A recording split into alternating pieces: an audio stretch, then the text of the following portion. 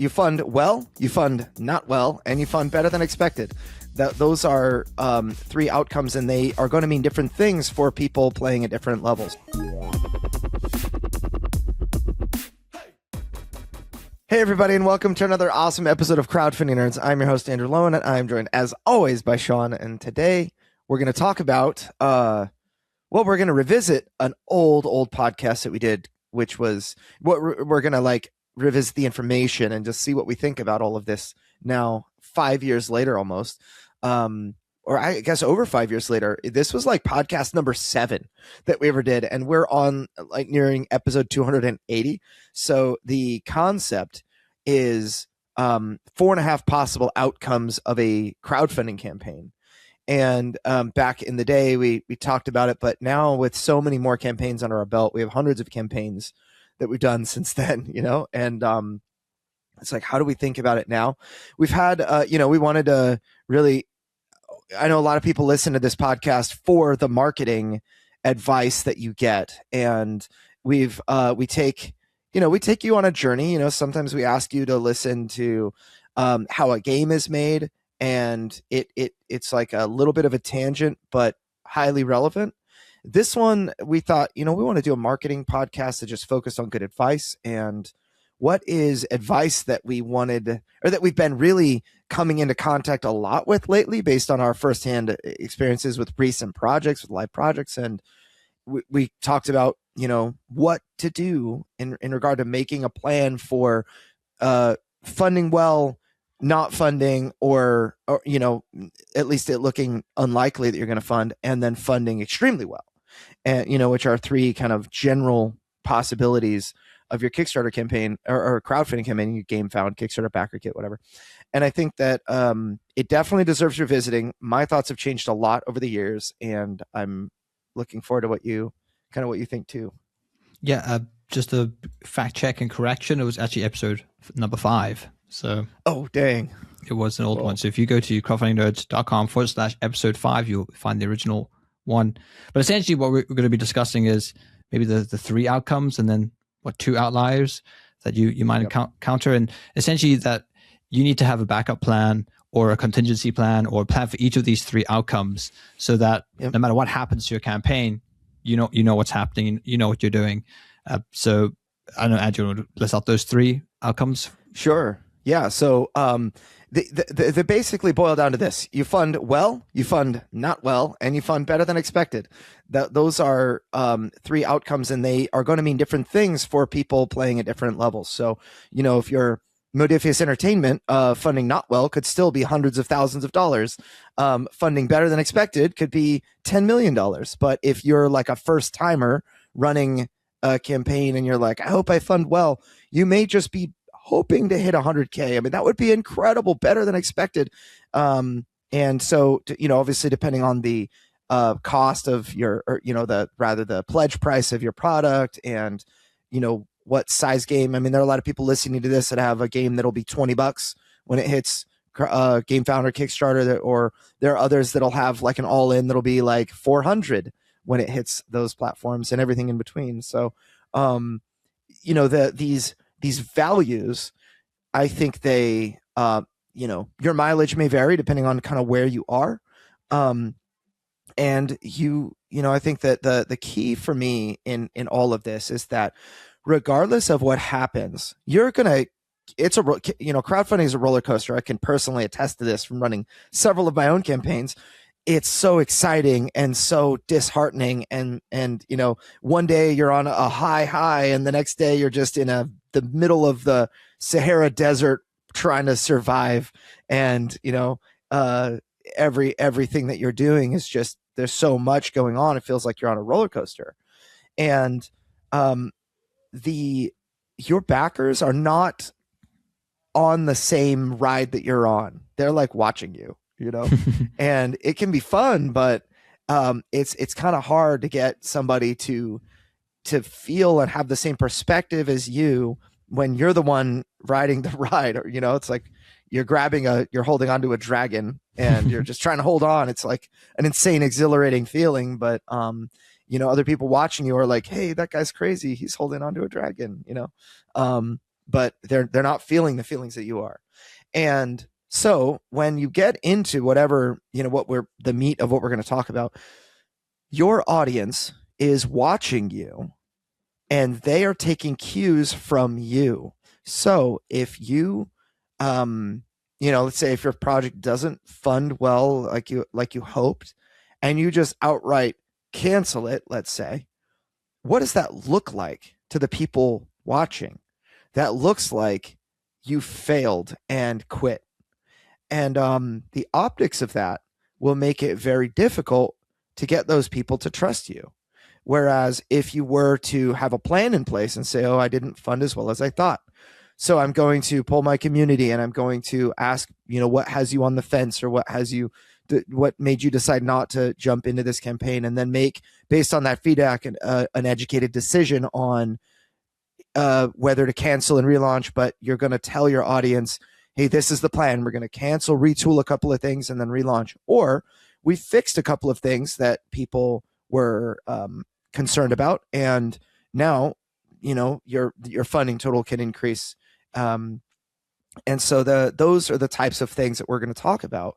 It's like what to do in each of these three major situations, and maybe along the way we'll talk about how how our opinions and perspectives have changed now that we have I don't know, tens of millions of dollars of funding raised under our belt, and over 400 campaigns. I mean, we do over 100 campaigns a year, which seems crazy sauce. But I remember like our first year, I did like 22. I was like, wow, that was a lot. I did 22 campaigns, and now we do like over 100. It's busy. Yeah, yes, it is. But it's fun. I'll tell you what, I really, really like riding the roller coaster with our clients. I feel like I'm riding the roller coaster, so anyway. So Sean, these three, funding well, funding not well, funding better than expected. Where would you like to start? Maybe funding not well. We will kind of go up in the integers of funding amount. So funding not well. So and maybe the outlier here, because we haven't talked about outliers that we can add on, which is not funding, overfunding, where it's like catastrophically funding, which we can get into. And then I think fake funding. So maybe we can kind of throw fake funding into. Oh, that's a good one. Not funding well.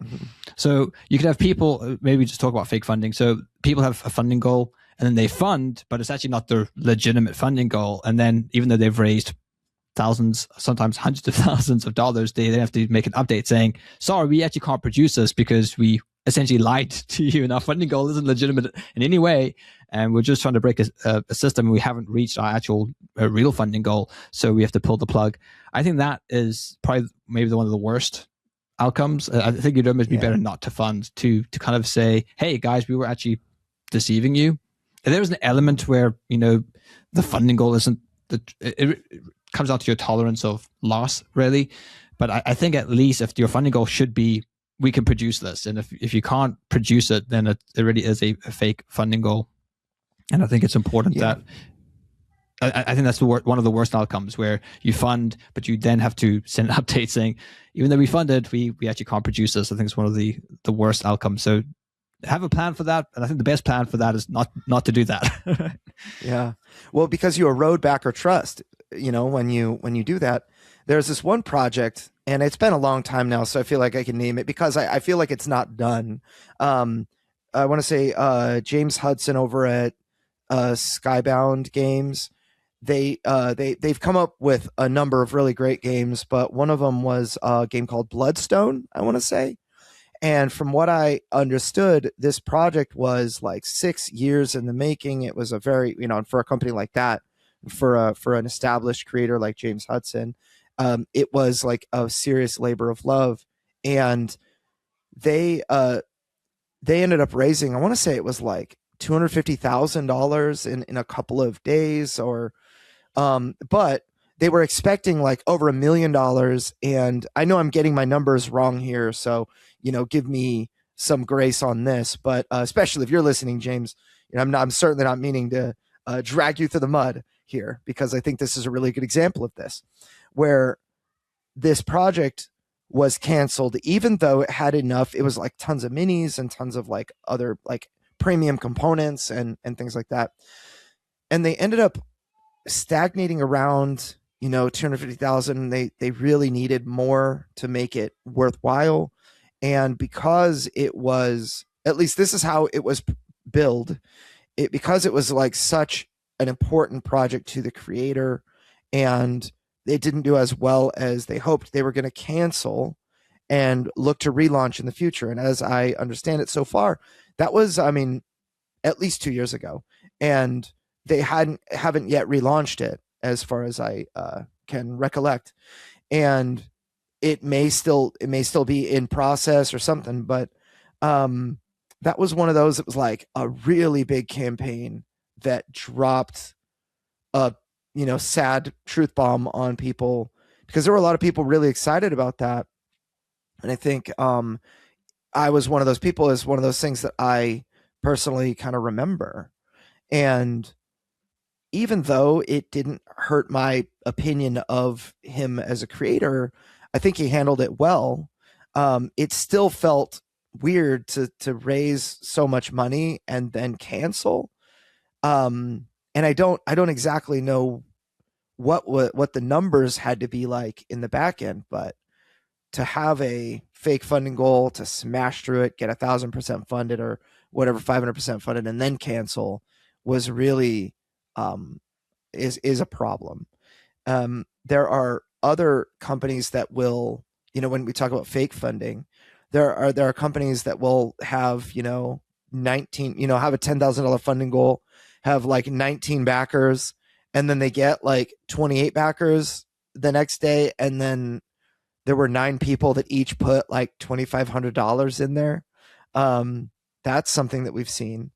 I've seen, I have people that are like, well, if I don't fund well, I'm just going to drop a bunch of money in there and make sure that I fund, because it's all or nothing with Kickstarter or GameFound. It's, you have to fund your goal or nobody's card gets charged. And I think that that's like I would never advise doing that. For me, I think, what am I willing to, what am I willing to fund? If I were just only to make this amount and no more, how much am I willing, what kind of a loss am I willing to take? Or, where is my break even point? I need to make sure that I, reach at least that.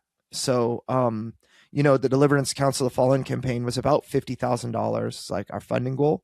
And I know that I would eat, like at that point, $18,000 in mold fees, probably, as well as the fee that, like all of my art and that kind of thing. And I would have a pretty small print run, but it would also tell me that there's only so much demand for my product.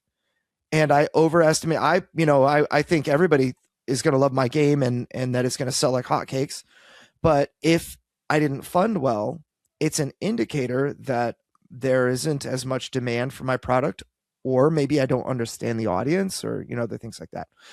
So it doesn't really make a whole lot of sense for me to just pump a bunch of cash in there to make sure that I cross that funding line. If there's something that the market is telling me is wrong with this campaign. So it's very easy, if you were a billionaire, it's very easy to have $1 million campaign, just drop $999,000 in, and then you've got one.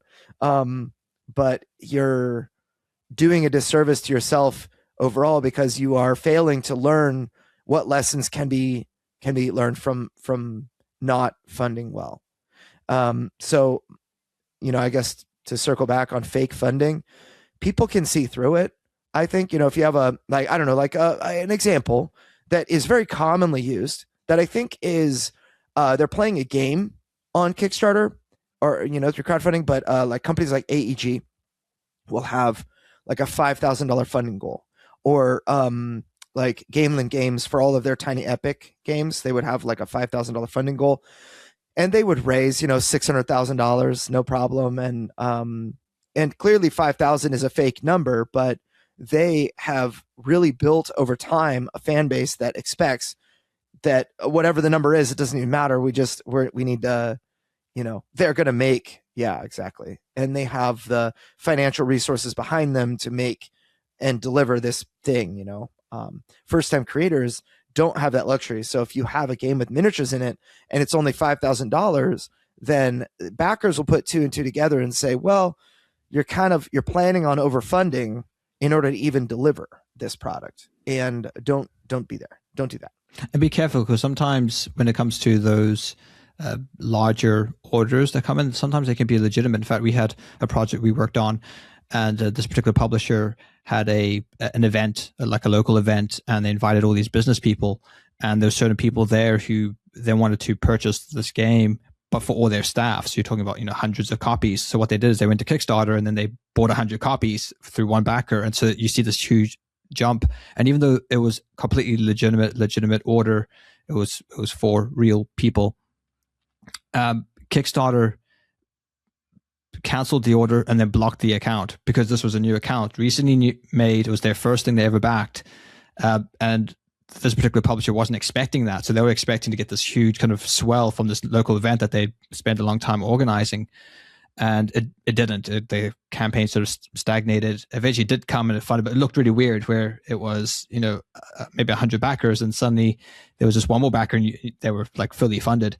So it kind of, I think, negatively impacted that campaign. So that might be something you want to think about. Maybe using those types of events for your live campaign isn't the best. Maybe using it for like a late pledge, getting them to order there is where it won't seem as suspicious. So things to keep in mind, that there are systems in place by Kickstarter to automatically block, flag certain transactions which look suspicious, that look kind of strange. So it took a while to get those accounts unblocked and to actually then get those payments put through. Yeah, it's very easy to have. So sometimes marketing companies will do this, where they'll come in and we don't do this, but like very untrustworthy companies will come in and they will put $10,000 into your campaign. It's a very common number that I see. $10,000 goes into the campaign, from one backer, and it's not real money until the campaign ends and the credit card gets charged and the charge goes through and the money gets into your bank account. So when you get a $10,000 thing, there are people that might be like, I can expose your game to so many people, blah, blah, blah. And they try to get your attention by dropping a huge dime into your campaign. And it is not real. You don't even need to have that much money in your account or on, your credit card doesn't have to have $10,000 limit sometimes, I think. And you can still drop that money because Kickstarter is just gonna charge your card when the time comes, and your card's gonna reject, or the card will reject it at that time. But your funding amount will look very high. Now, I know that Kickstarter, so I speak from ignorance partially here because I know that Kickstarter has, and GameFound, I'm sure, measures in place to prevent fraud. There are a lot of measures in place that they use to prevent fraud. And one of them, like you said, is to disallow certain pledges. They have the ability to kick pledges off. And so like my mom, she was all excited about like our very first deliverance campaign ever, my first project. And so she created an account and she dropped like $3,000. I'm like, Mom, I know you love me, but holy cow, that's like, why won't you give me $3,000? But you'll put $3,000 into my campaign, thank you. But thankfully it's like not a high enough number that would flag as a concern for Kickstarter.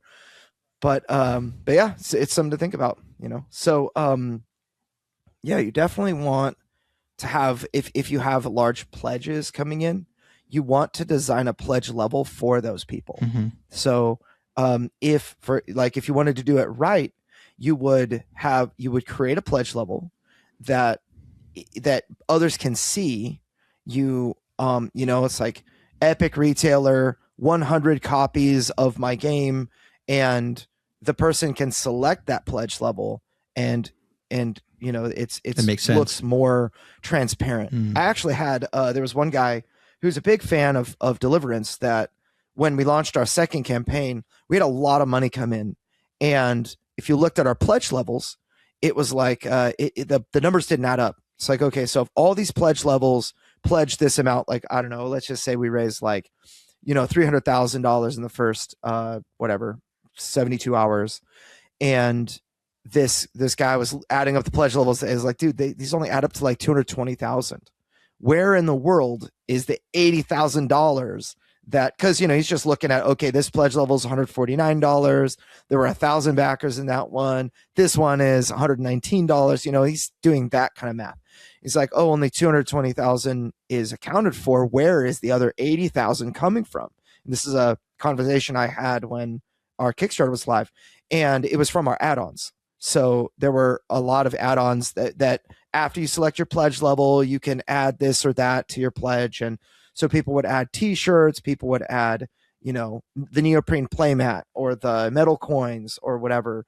And that's how that money was accounted for. And the average pledge level was like $150 or something for our second campaign, because a lot of people were putting in for a bunch of these add-ons that were out of stock that people really wanted. And that's something that even in a campaign that's above board, like I try to run mine above board, there were people that were smart that would suss out a concern and publicly ask me to address it. And then I would have to do that, and there are people that will find and expose, in essence, what amounts to fraudulent or concerning activity, right? And you want to be able to address those without losing trust of your backers, right? So I suppose going back to the original idea we had here, so we had barely funding well, and then funding very well. So if we go back to barely funding again, because we did talk about fake funding goals. So barely funding, I suppose you have to have a plan. If you barely fund, you can't just assume that your product's going to blow up and everyone's going to love it. So do you have a system in place where if you barely fund, can you actually still produce this? How much are you willing to invest or lose in terms of money to get this produced? So that all of that needs to kind of be factored in when creating your fund goal, but it's also something you also have to be prepared for. What if I only make this amount? Yeah, it's important that you know your numbers. Like if you're like, oh, I think 10,000 is enough, or I think 100,000 is enough. If you don't have a manufacturing quote, and if you don't have shipping quotes, and you don't have the general understanding of what taxes, like country taxes, the U.S. has a 15% tariff on Chinese goods. The EU has their VAT taxes, which are like terrible. But you have to think about those things. If somebody's going to buy your product, you don't want to say, okay, I'm not only am I have my made up funding goal that I think is going to be enough, or my product price that I think is going to be enough. It turns out you may lose more money doing this than you ever expected if you don't know your numbers. So you have to have a manufacturing quote. You have to be able to base your pledge price off the manufacturing quote. If you don't understand how to do that, you have things to learn. And, so you have to talk to the right people. We consult on things like that. But there are others that will consult. Seasoned publishers that have done this before are willing to talk to you. Just ask, so that's very, very important. One other thing I wanted to mention, like in regard to not funding well, there have been a few outliers in our recent client portfolio. Like one in particular, this wasn't in the games category, but it was a food product that had like 2 backers at the end of the first day. It was horrible. Like we did all this stuff, and then 2 backers on the first day. It's like, holy cow. And we got together right away. It was like emergency meeting. We talked to the creator and was like, they didn't have us do a Kickstarter page review. And then we went and reviewed their page. We actually kind of had this podcast that came out recently about your thesis statement. It was kind of where that kind of line of reasoning came from. And the creator made those changes to show like, hey, this is why my food product is awesome and the best version of itself. And in fact, I think we can talk about it. It's Papa No No Mimi, the olive oil. And they started smashing it.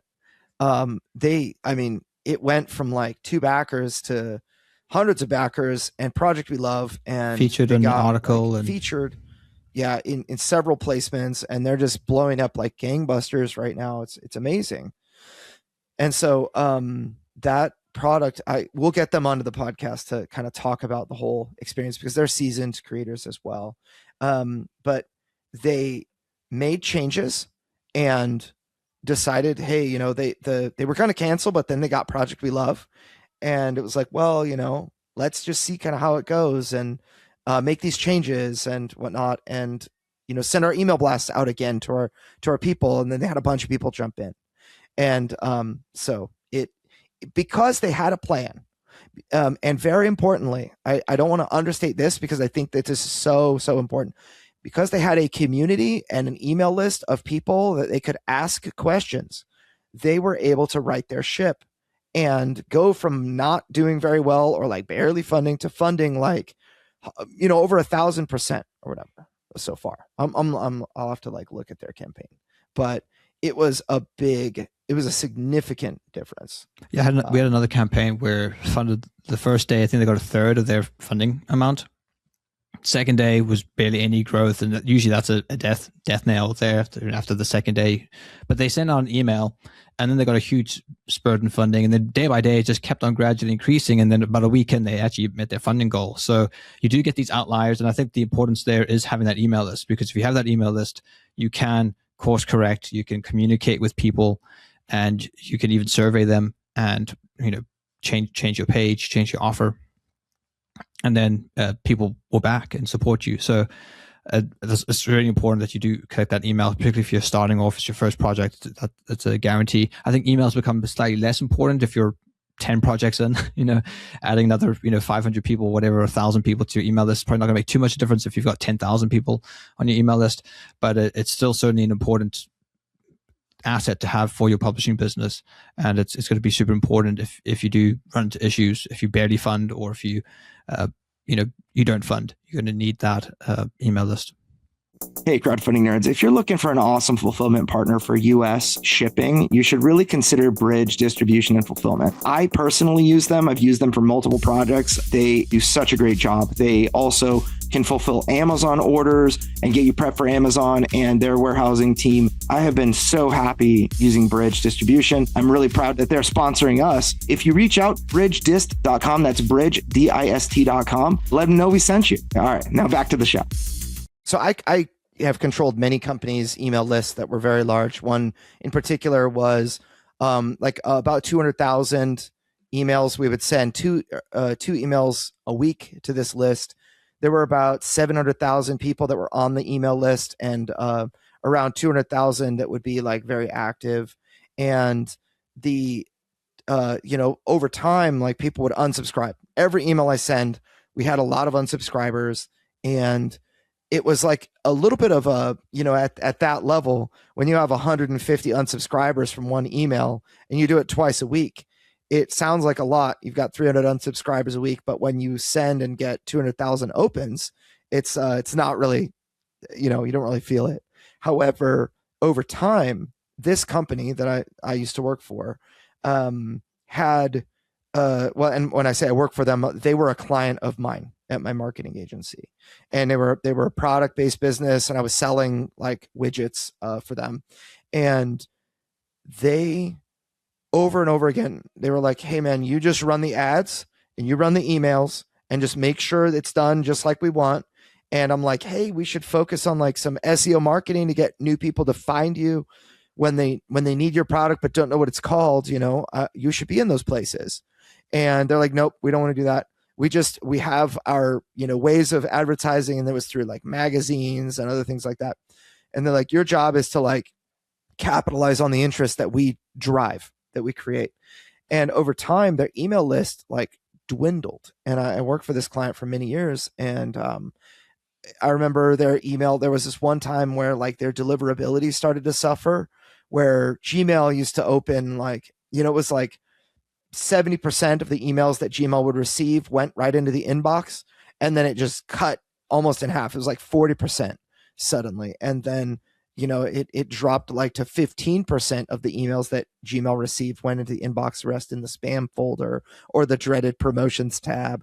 And it's like, man, the reason that this is happening is because the quality of your list has been dwindling over the past 3-4 years, and you're a large company, so you have like all these emails that you send, but when you get like a 21% open rate versus like an 18% open rate average, it's a massive difference, because there are thousands of fewer people that are receiving or thousands of people that are receiving your emails that are no longer opening them. So what does that tell Google, right? What does that tell Gmail? It's like people don't appreciate receiving these emails like they used to.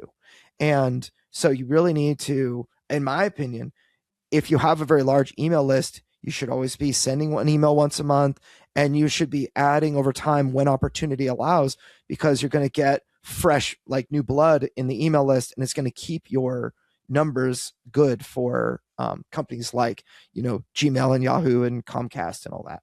And that'll keep your deliverability high. And so over time, it's really, I would say it's like more of a theory. My theory is that companies that are large, that have a big email list, really need to spend a lot of attention because on the emails, because it becomes the single most valuable asset in your company. As for me, I would send an email, I would make between $15,000 and $45,000 per email. We would do that twice a week, and so they would get whatever 104 emails per year, and times, we'll just say 30,000.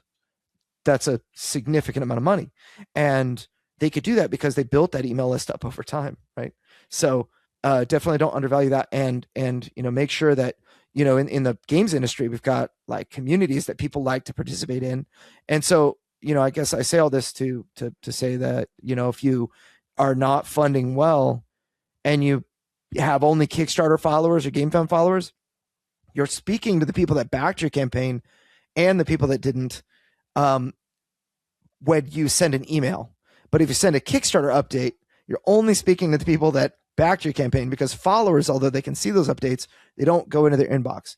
And if they have no relationship with you, because they might be following your GameFound campaign and receiving updates, there's really no true incentive for them to like get involved. But if they've been involved in a community or received multiple emails and that kind of thing, they're much more likely. And I will say that GameFound has a leg up on Kickstarter in this area, that the followers of a project receive updates, so that's a little bit easier. But just I guess food for thought. So I suppose the next stage is funding well, or just funding. I suppose you kind of meet your goal. So you haven't funded poorly, but you haven't funded maybe a huge amount, but you've done a good job, and this is a good. And sometimes that's not good enough for people. Sometimes they really do want to fund very well and have this blow up. Sometimes I find when this happens, when you fund decently well, but it's not anything amazing, you tend to do quite well in the late pledge stage, and this is where you can often capture a lot of people after the campaign, and then even on e-commerce. So just keep that in mind. Sometimes it's not all about making a big splash on Kickstarter during the live campaign. You can often pick up people, usually at a much more affordable rate, because you can do it off seasons. You can have the lower ad spend to reach people, and usually have a lower CPM if you kind of spread it out rather than just trying to put everything into like a single week or 2 weeks. So keep that in mind, that even though you might fund decently well, have a plan for a post-campaign strategy. Or how can we kind of take this to the next level, or where do we go from here? So that's something that you need to think about as well. Right. Yeah. It's funny because I think about, there are many things I'd love to say, but I think about, like, we talked about this recently, where Crowdfunding Nerds is a marketing agency. We were talking in our team meeting on Friday. We have one every Friday. And it's like, what is what we call sustained competitive advantage? There are other marketing agencies, LaunchBoom and Gelop, and BackerKit has marketing, and GameFound has marketing now, and other things like that. What makes us better or different or unique? Why would people want to pick us? Number one, we're certainly like the sweatshop that will do the marketing for you, which is really useful, especially when people aren't confident in their ability or familiar with the tools and all that. But what we found is that there's so many companies that will market your product up into a point. You have to have a plan before you launch. You collect emails, you build your communities, you get people excited, with updates and things like that. And then when you have launched, you you energize your community, the people that are watching you ride the dragon or whatever. You tell them what it's like and tell them what you're seeing and other things like that, right? And with updates and that kind of thing, a peek behind the curtain, as it were. And you run ads and you send email blasts and whatnot. And then after you finish, there's this moment I'd love to dig into a little bit more of, like, what happens like right when you finish a campaign, like in your brain. But then post campaign, you have the pledge manager phase. And if you funded well, people are going to say, oh, okay, they were 270% funded, or, it's like, really, when I call it funding well, it's like 300 to 500% is funding well of a realistic funding goal. And people will say, like, okay, this looks good, I'll check it out. Or there's a legitimate interest that, and there are campaigns like even my own Deliverance, we funded $500,000. And in the post-campaign pledge manager, we've already raised $300,000 more, only 80,000 of which is for shipping. And so it's a significant amount of money. And that's, our pledge manager, we've been able to keep it open for a long time. We raise between, depending on the time of year, like typically like $2,000 and $5,000 a week. But, typically, like Christmas time, we were like struggling to hit $1,000 because people want to buy products that arrive in 2 days, not in 2 years. Right. So something to think about. There's another project that's on my mind, Terminus Frontier. It was a project we ran, hit like $260,000 raised. I want to say they've done like over 200,000 in their pledge manager so far. And it's just post campaign, they're just running ads. The ads are humming along. I mean, that turns a good campaign into like a much better than expected campaign, right? And in fact, we'll have conversations with people like this where they're like, if money keeps coming in because ads are spending, like Sean, you told me that our return on ad spend for Deliverance was like 5.9 this week. And, in our meeting, and it's like, why would I ever want to stop that? If I can get $6 in for every dollar I spend, why would I ever want to shut that funnel off? It's like, oh, no, it's time to manufacture. I'm going to not make $6 for every dollar that I spend. No, I really need to find a way to keep making $6 for every dollar I'm spending in ads. You need to keep trying, right? And then e-commerce and all that, like you would never want to shut your business off, or you would never want to not think about the post Kickstarter phase, even if you fund well or better than expected, right? And even companies that fund not well or like barely fund, they can find, maybe Kickstarter wasn't the platform that had their audience. I mean, there's this one guy that had this kind of adult party game that we ended up not being able to work on because it was a little too adult, if you know what I mean. And it's like one of the top 500 best-selling games on Amazon right now. He sells like tons of it. It's amazing. And tons of expansions and all that because the game does super well. Cards Against Humanity is another obvious thing I can point to that raised 14,000 on Kickstarter or something, and is like, multi-million-dollar company. So anyway, it's something to think about. Your plan can't just extend to like, I need to fund on Kickstarter. When you do, what next? What then? You have to have updates planned. You have to have like the peek behind the curtain. You have to have planned for like, well, what about after crowdfunding? Are you just gonna, not try to make more money? Are you gonna miss that opportunity? I would rather have $220,000 more dollars than have not $220,000 more dollars. I got paid for shipping, but it's a huge difference. And so anyway, I just would encourage you guys to think about like all phases of the project. So you think about GameFound's end game campaign or end game system where, it resets the clock every, for 10 minutes. If a backer comes in when the campaign is just about to end, the clock will reset to 10 minutes and give more backers the opportunity to extend the campaign. That is very exciting. But like when that's over, there's this moment of, or when your Kickstarter campaign ends, there's this moment of like, you feel like this, a puddle of water on the floor sometimes, and you pick yourself back up and you figure it out. You now have to deliver on what it is you promised with the money that you have. And that moment is going to feel so terrible if you undervalued your game. You're just like, I just want people to receive it. I just want to see it enter into the world. Well, now you have this product that you're not making any money, but you have tons of work to do. You're going to break even, but you have 1,000 hours of work ahead of you. It feels really bad, you know? And for me, I'm like, man, is this worth it? And I raised 300,000 on my Kickstarter campaign and 195,000 more on my pledge manager for our first, deliverance campaign. And it was still like, this is a lot of work. And I didn't buy a new house because of my Kickstarter money or something. I was able to start a gaming company, a publishing company, but it's a lot of work. And you just don't want to arrive at that point with, a pauper's, two bits, to rub together, and that's it. And all this work so you need to have a fair offer. You need to have a realistic funding goal, and you need to make sure that you set yourself up for success after your campaign finishes.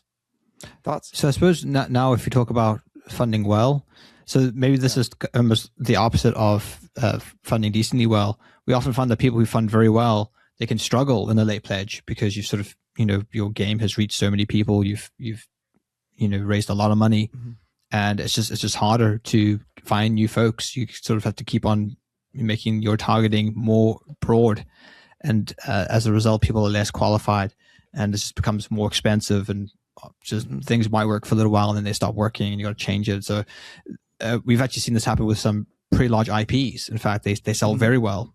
Are you comfortable saying any of them? I probably need to get. I'm thinking about the one. I need to get permission before I would, because they're large IPs, okay.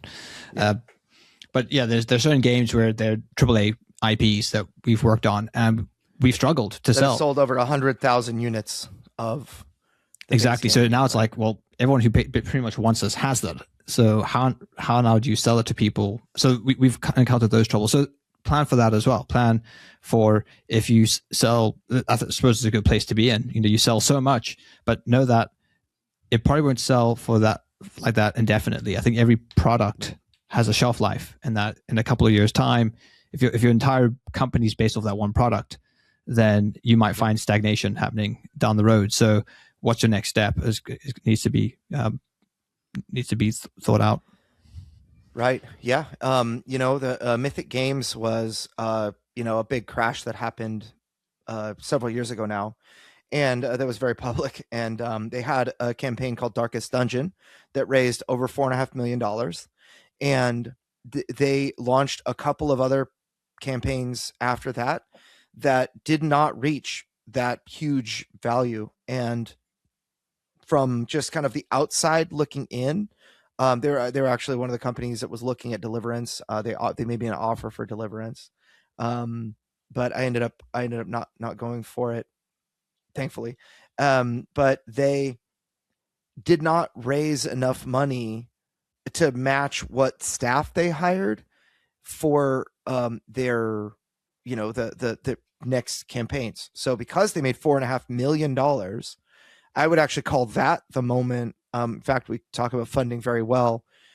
There is such a thing as funding catastrophically well, which catastrophic things are bad. And so if you make so much money that you're trying to figure out what to do with it, a lot of the time people will spend too much and have so much of a financial commitment. We call the churn rate or the burn rate of the money that you have to spend every month to keep your company operational. You can have a lot of people that you pay to, like game designers, and Simon had similar problems where they had to let their entire game development and design team go because they needed to lower the burn rate of their cash. They have a certain amount of cash reserves to actually deliver all the projects and then kind of restart the engine, and build again. They don't want to be like Mythic Games. And so Mythic, they hired too many people, expanded too quickly, and they spent a lot of their money, and then they were not able to deliver the Darkest Dungeon campaign unless they funded really, really well with the next campaign, which would, if they made $4.5 million with the next campaign, you'd never know about all the big crash, because they would have enough money to continue paying that amount of staff. They would have the bandwidth to handle a project like that and work on other projects that were going to be, big. And it finally, I believe, ended with Rainbow Siege or Six Siege, which did not fund very well. Was far below expectations, and they ended up eventually, of course, the rest is history, where they collapsed. But just make sure that when you fund and you make money, that you don't make decisions that you're not kind of thinking through in the long term.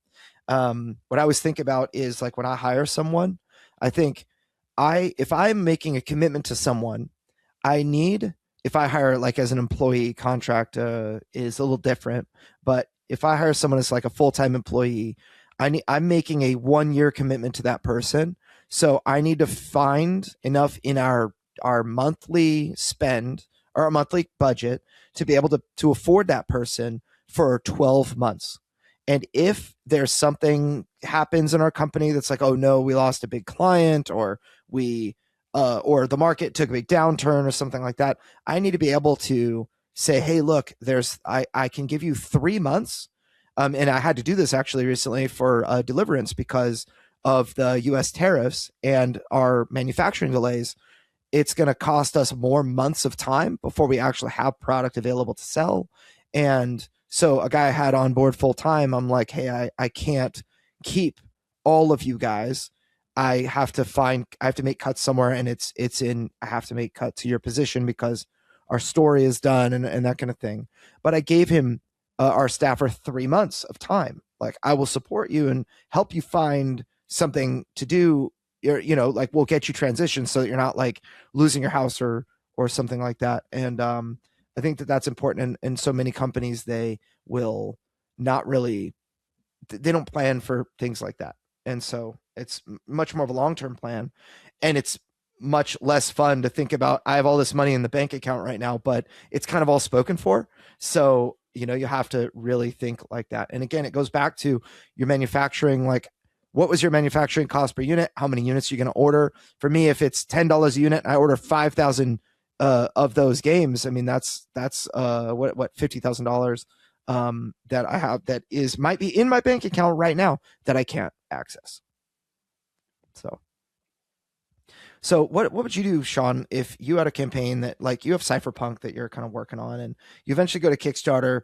What would your plans be if you funded not well, if you funded well, or if you funded better than expected? Let's just say, like, leave out the, you suck and you'll never fund, no one likes you and your project, and then let's leave out the catastrophically well, you don't know how to control the money.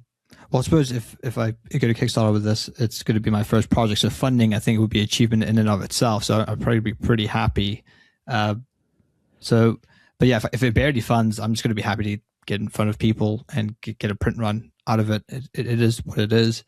And if it funds decently well, then great, I'll have stock that I could sell through a store. My probably next plan would be to set up something like ClickFunnels, because it's only a single product. I'd want to run ads that sell it, directly, because it's a game about privacy or internet privacy. It's going to do well in certain communities, so I'll have different marketplaces which sort of focus on privacy. I'd seek to sell it there. If it sells catastrophically well, then I think that's kind of the area where or not catastrophically well, but maybe super well. That's the area where you start getting to conventions. So maybe bring it to a certain convention, displaying it, selling it there. So that would probably be my kind of big plans, but maybe that's too general. No, that's good though. I think we can drill into that a little bit, because you mentioned something that I didn't say. For when you fund better than expected, Galactic Cruise is a great example of this, where they've definitely funded better than they expected, and they eventually the team members of Galactic Cruise, they all quit their jobs and are full-time like gaming development, and we've run a couple of campaigns for them, and they're doing really, really great.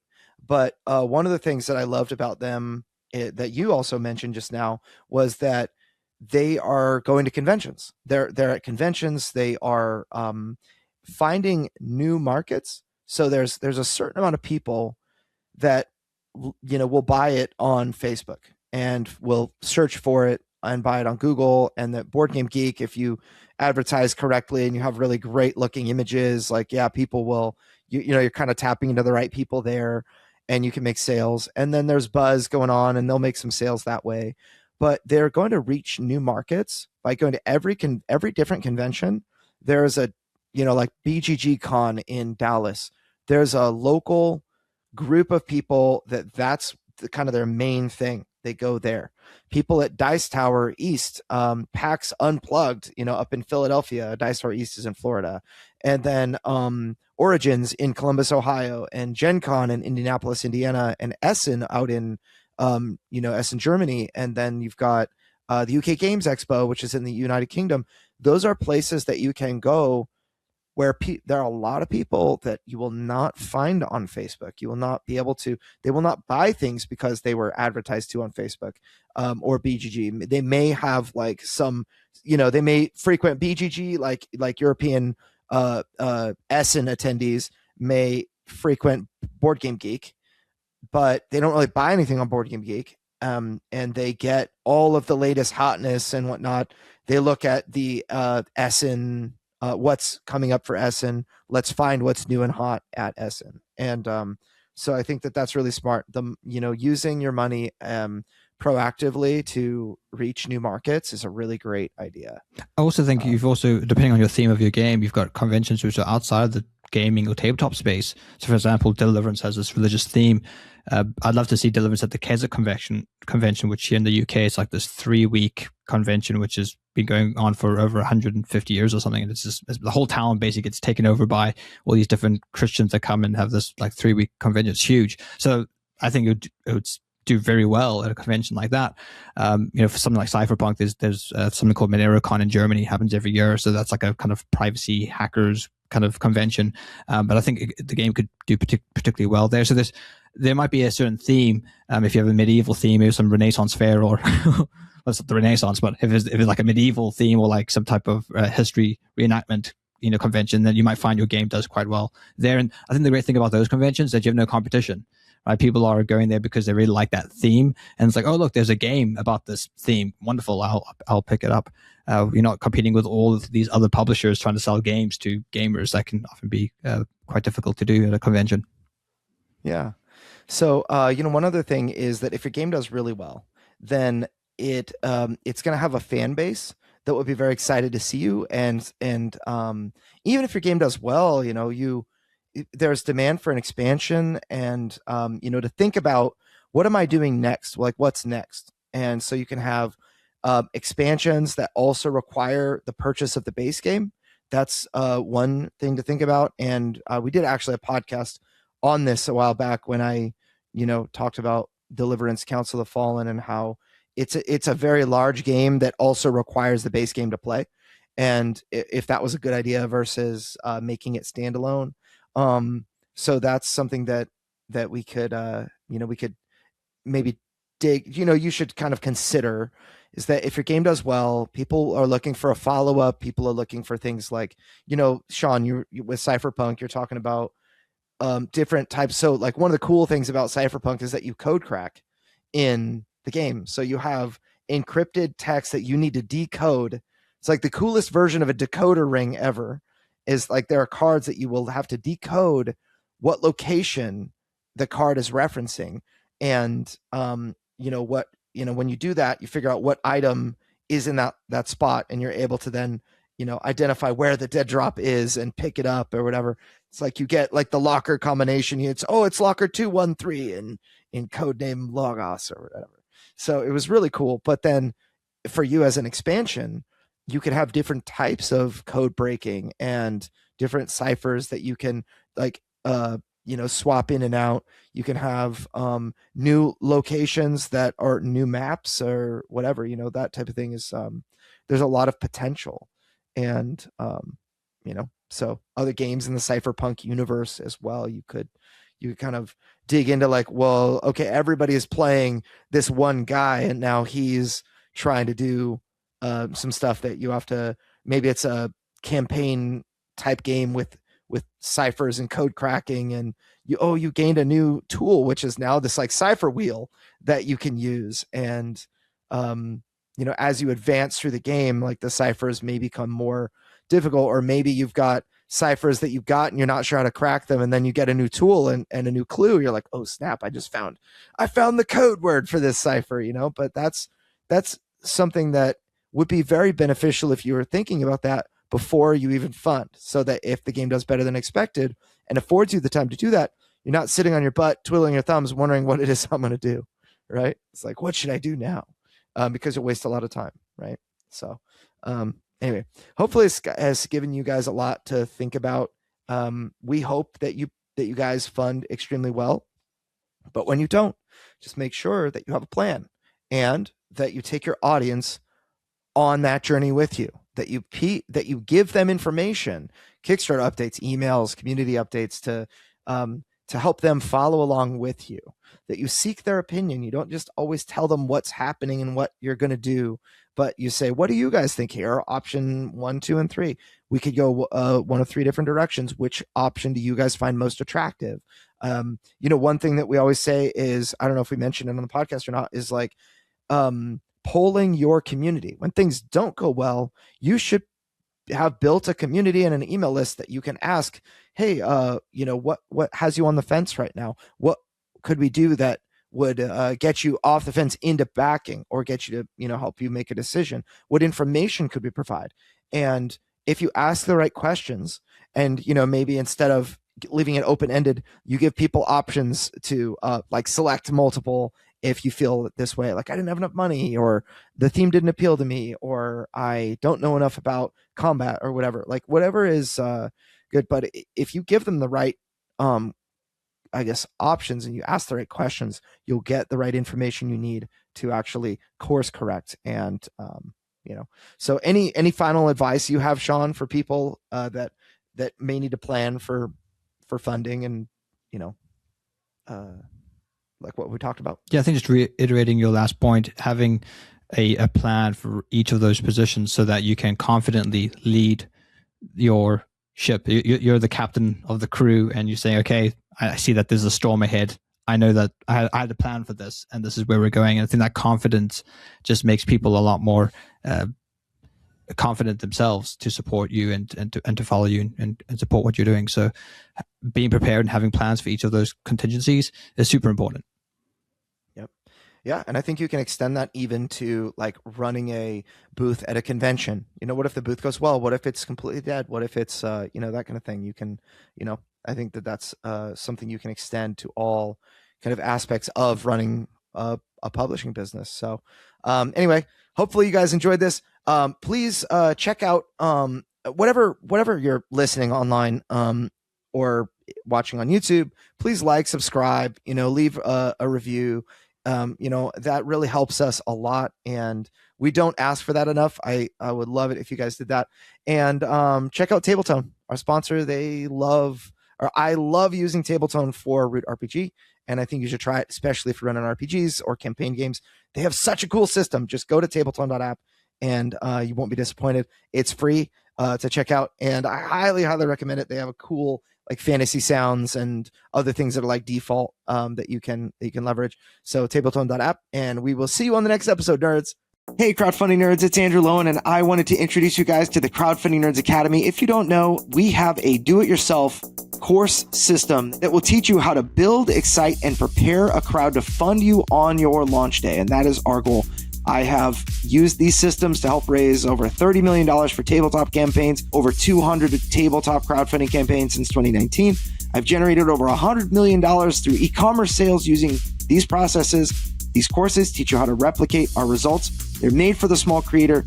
Over 150 of those people were first-time creators. These courses contain hundreds of hours of podcast discussions and tons of details that are almost impossible to find on the internet. And they have been distilled into concentrated courses that you can absorb quickly. They are designed to generate results. We hold nothing back. Visit crowdfundingnerds.com/academy to learn more, or just Google search Crowdfunding Nerds Academy.